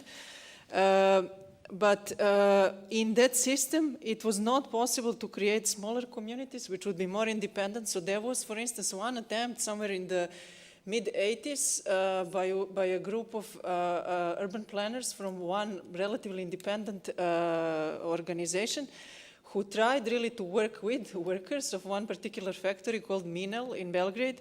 And they tried to collectively make housing in which they would really, even physically, do part of the works, make a road which in the beginning would be just a gravel, and then later when they have finances they would put asphalt and all of that. And that was not welcomed even then by the state. So, there was a limitation to how much that self-management is actually really open. And to practice in reality. And that was also if you look historically, also in Yugoslavia at that time, the clashes in 1968, which happened throughout the world and in Europe, were in Yugoslav situation were for more self-management actually. Because it was not really fully practiced. It was practiced within your working environment, but beyond that was very difficult, and in that also falls the housing. But the situation today is that actually the role of the state, the state is gone from the issue of housing, as speaking of the terms of property ownership, 97% housing is private. Basically, at the moment, there is no any organization on the level of the state or even some charity like groups. Maybe they would organize housing for some like deprived groups like Roma population and things like that. But what we speak about is that actually huge number of regular people is deprived of housing. So it's not anymore minority, it's not anymore some like a margin, but it's the center of society. And in that field, there is a need for reinventing another model in the lack of the role of the space and a sort of charity organization and everything. And somehow, weirdly enough, we took that within a cultural context, which is, of course, a question, a valid question to ask, is that really your task? But somehow we were for 2 years actually looking at studying what is going on, and there was no one doing this. So we said, okay, let's do it. Let's just do it. What should we wait for? Yeah. Are there already first questions from the audience? Yes, there is one right at the end.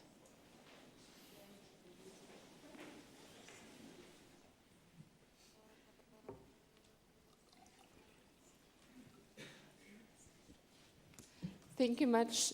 Thank you very much for all your contributions. I find it very intriguing and also very inspiring, the different projects you were presenting.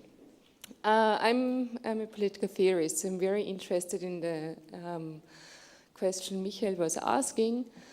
And I think, because I think I can't see your names anymore, but what's the problem with the public not being present anymore when it comes to the question of housing or to the right of housing?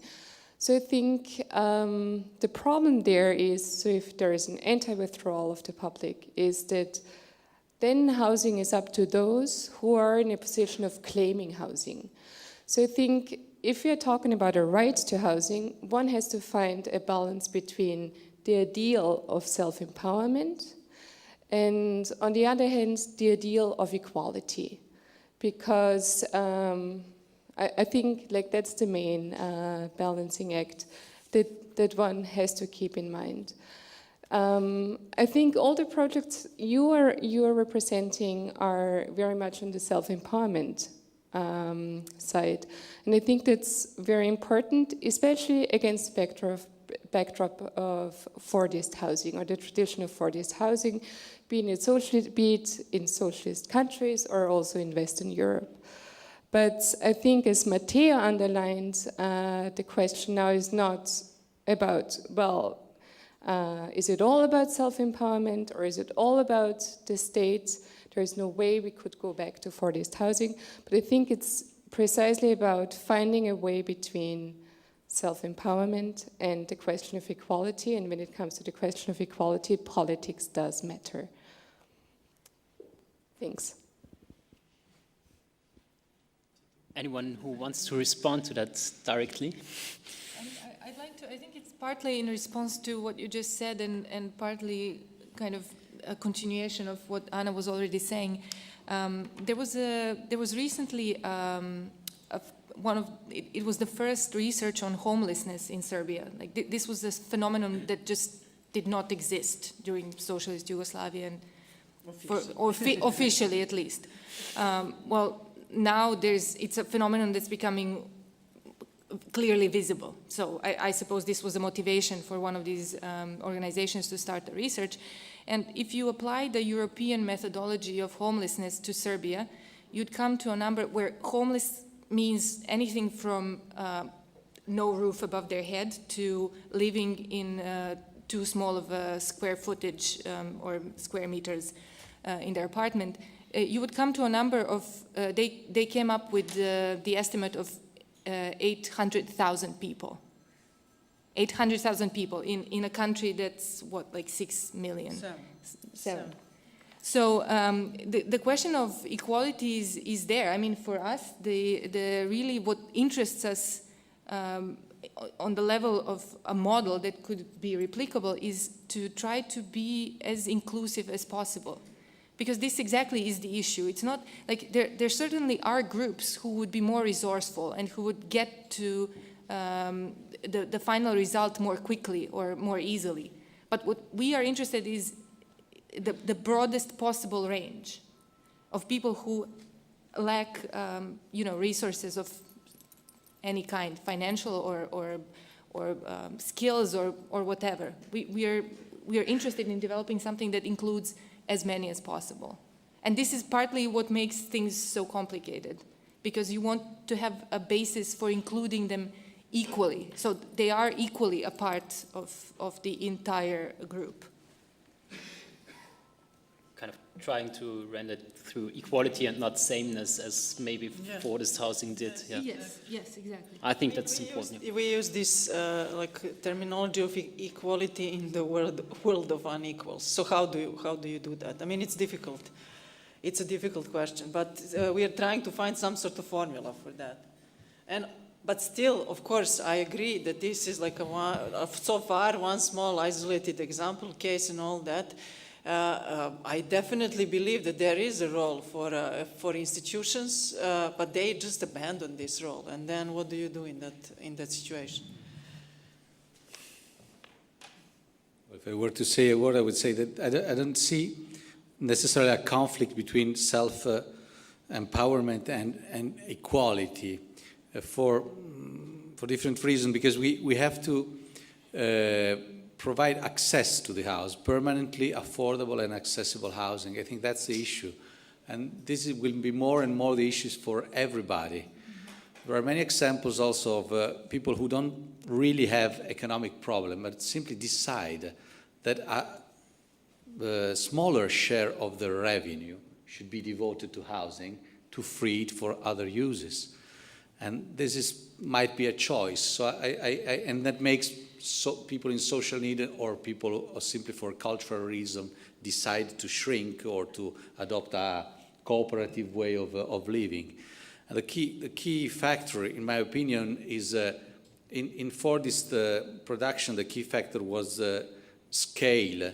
And if you were producing standardized housing on a big scale, socialist country or US or UK are the same, or France, and that realm, you basically are taking down costs. We don't need that anymore because you don't need to standardize. And standardization in housing has been sometimes a false myth. But what we desperately need now is disintermediation, because there are too many people who have overhead costs in the making of what is also part of the stories we told today, that we are trying to shorten the production chain. And when I regard at the former ways of producing social housings, there's simply too many institutions of people in between the user and the owner of the land. And there are examples in Berlin or in Amsterdam, for instance, currently now, in which the city decided to sell directly the land to the families. And you can purchase a piece of land in Berlin now for 250 euros per square meter. Why? Because the city is not auctioning it to a developer and then the developer is selling to somebody else who wants to market the place. The city sells to the family makes a Baugruppe and calls the architect and the constructor. It's very short, and you're cutting overheads. So this might be the way to having accessibility and self-empowerment together and not on two opposite sides. One thing, if you interact with a partner, there should be some kind of trust. And when I listen to you and hear that people earn that less money, shows me that the costs of work shouldn't be that high. Yeah. When, on the other hand, constructing a building is that expensive, there is something completely wrong. If the government tells me I can make it cheaper and this is just a little, there's something wrong. So how should I trust this partner? Yeah? And that's why I'm talking that much about self-empowerment, not only to help myself to feel better because I feel stronger and not helpless, because I don't see a partner, especially there right now. And I just remember IG Architektur. It's we former young architects came together because we didn't felt in the Architektenkammer, the organization of the architects, we didn't trust them somehow, or we didn't felt like well there. Yeah? So we did something else, but we came together and we start to be more and more, to be stronger and stronger. It's now more 10 years ago. In the meantime, there are people from us in this organization. So I think we need to change organizations before we can work with them. Let's say from outside, from inside, there are different ways. But I don't feel represented by a lot of governments as a citizen, as someone who is earning, I don't know. I think this monetary monster, it's so big, and a lot of things are coming out of that, which no one of us, as a single person, wants to have. But it's happening like that, still and I don't like some that. knowledge you gain out of a project, and which is kind of maybe quite good to bring back to new projects. So I don't think that it's necessary to keep up any sort of cooperative as soon as it works. So are there any further questions from the audience? Yeah, yes, there are. Thanks for your great presentation. Thanks to the podium. I would be very interested how you estimate the impact of your projects, of your self-organized projects. If you think into the future, onto the market, onto as well as the public, as the private sector. Markus said something, I think it was Markus who said there was this survey by Gallup, and there are actually lots and lots of people who would like to live in a co-housing project, or for smarter building. If you really manage to realize this building, will it do something with the whole market? I mean, are your projects also like something like little sparks to open up sort of other ways of providing living space and housing space? How do you see that? I mean, it's open to the podium to answer. I think that all our projects are much more than little sparks. I think they have a really broad effect they can have a broad effect on the whole society. and it was always like that minorities change the system and not majorities.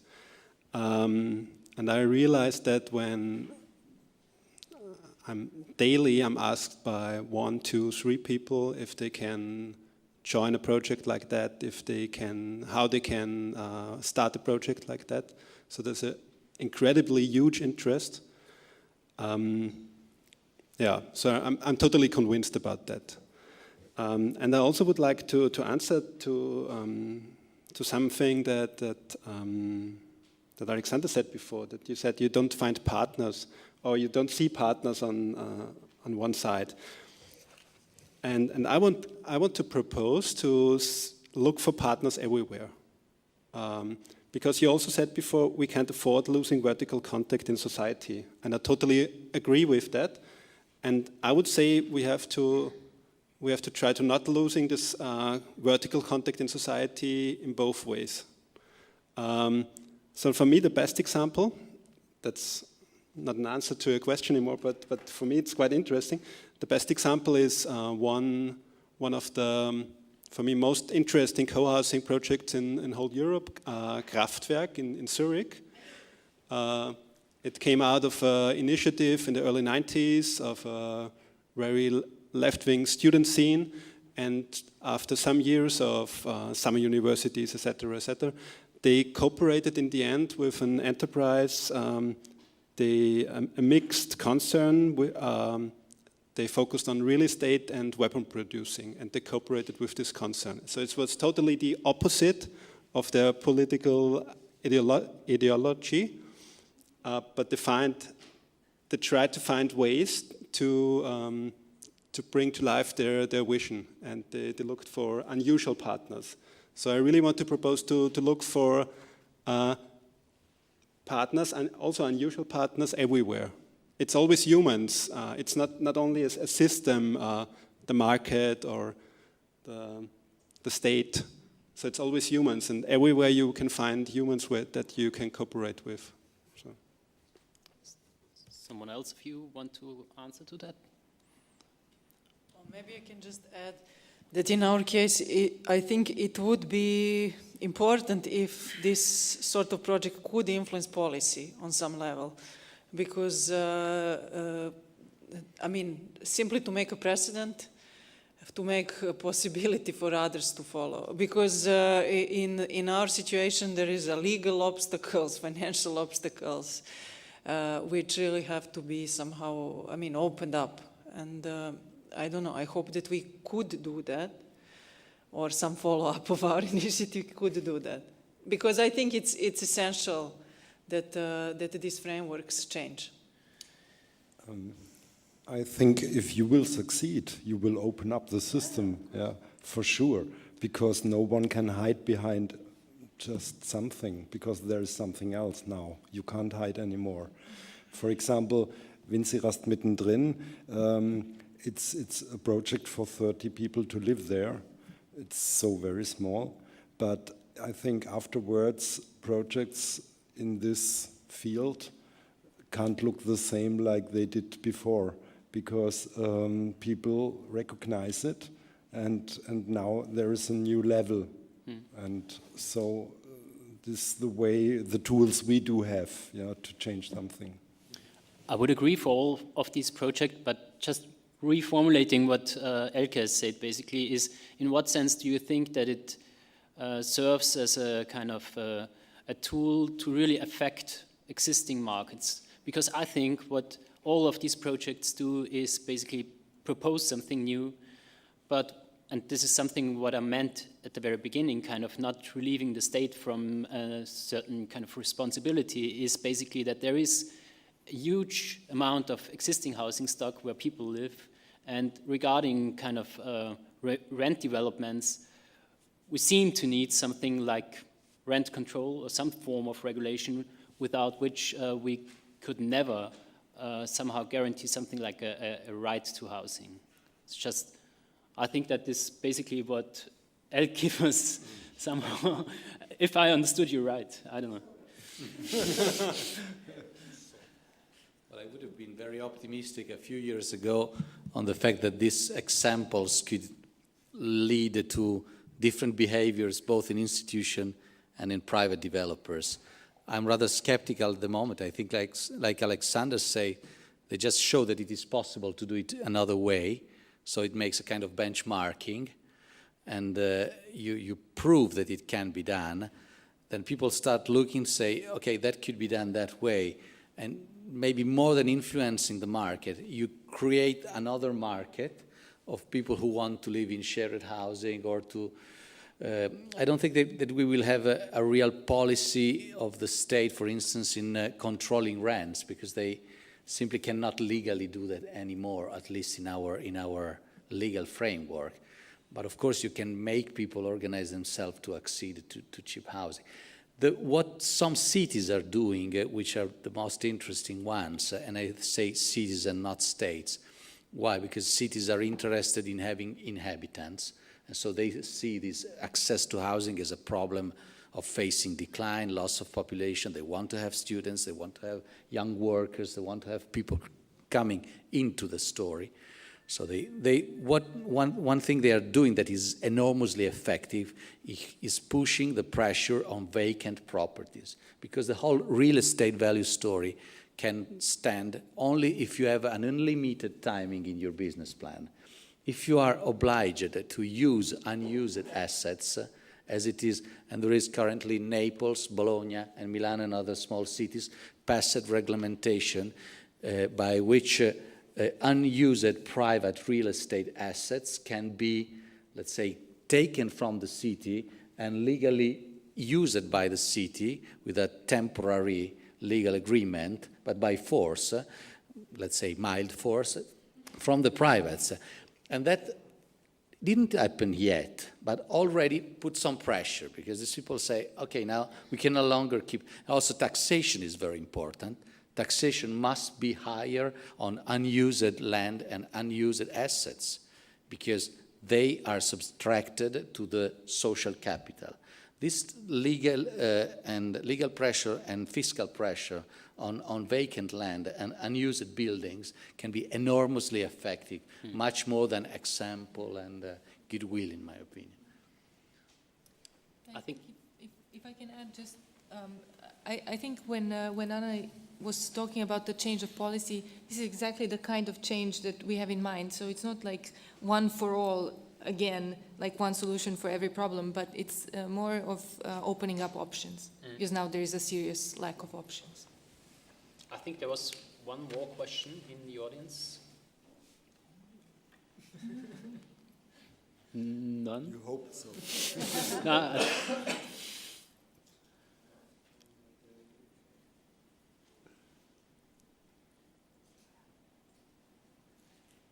so just maybe just to come back to this very idea of different models, how to influence, let's say, rents or kind of the affordability or the possibility to make new developments happen.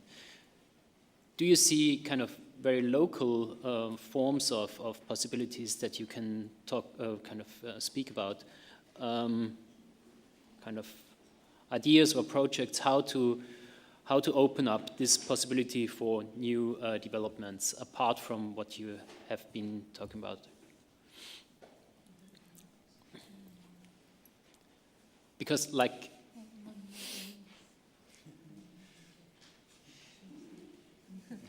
I'm just trying to think of others. I mean, there are initiatives. I'm trying to think of the most relevant ones to what we are talking about. And what came to my mind is it's a building in Belgrade that's now been squatted basically by artists and students, and so it's not an unheard of model, but for Belgrade it's kind of unusual. So that's one thing that's happening at the same time. I think people are trying to take things into their own hands more because that's the only way to do to make a change.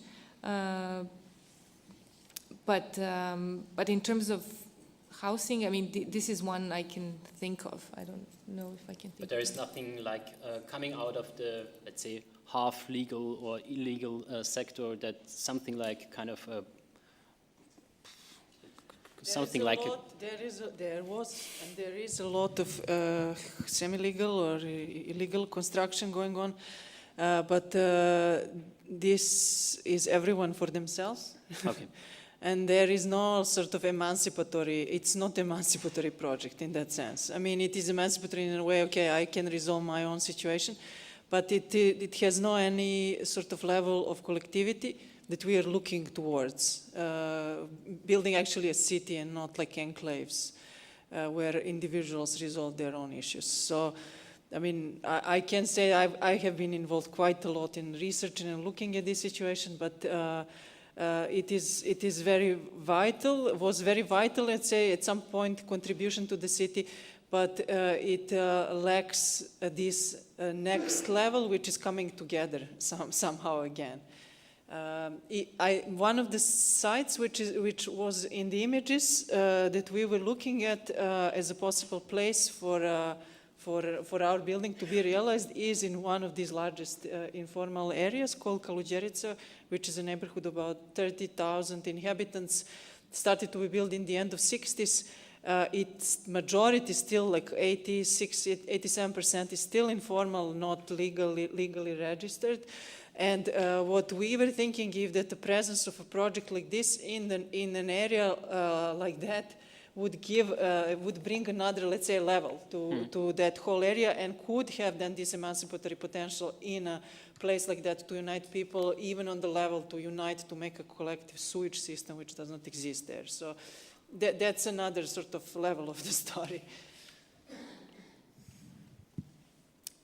May I ask you do you see any following projects kind of having finished this first Winzirast mittendrin and kind of having it as kind of as something like a highly showable model of architecture as well, as something of people living together in a kind of in the best way one could think of. Is there something that, I mean, you mentioned the other projects. Is there something you believe in that there will happen in the next few months? Or? Right now, we are trying to survive. This is quite important because without money from official side, where does it come from? So after 3 years' work on that project, we try to survive by these other 80% architectural work we are doing. And luckily, there is something showing up. In terms of the homeless projects, I mean, in terms of all projects, we believe in this symbiose. We believe in diversity saves the world because empathy grows out of that. And I think this is the gluing Klebstoff of society, because if we try to lose to understand the ability to understand at least the others, then I think we don't have a chance, especially in urban context. So we try to mix in any projects to propose. We made quite a big thing in Graz, but as a proposal. It's maybe in future that we will be able to at least talk in this round who will construct it. But we have a lot of ideas coming out of what happened with Winzirast mittendrin, because this is also for us something like impulse to be faster, stronger, whatever. So it's not only for the others, it's also for us. And our biggest aim in this context is right now somehow to succeed with this idea we started in 2002 to give an alternative for people who can't afford anything. Because what they need is not only a place to give shelter, rain and winter, but a place where they are allowed to be. And this is the worst thing in their situation. It's not about cold and rain, they don't have a place where they are allowed to be. And yeah, can you imagine? And that there are neighbors who don't think a bit further in terms of, if no one would give such people the possibility to find a place they can be, then I believe this group of people, which is growing, I think this group will be dangerous because they haven't anything to lose right now. So we know that. Yeah. Yeah, I don't know what future will bring. All our projects came by accident, and I'm waiting of the next accidents and be open for everything.